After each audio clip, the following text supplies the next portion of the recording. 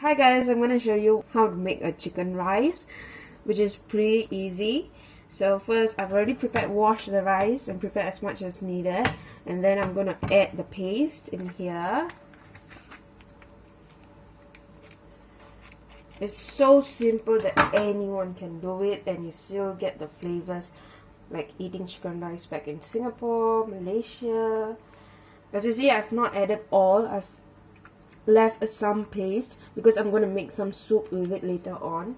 And then now I'm just going to add all the chickens. And it goes. Make sure it's well soaked.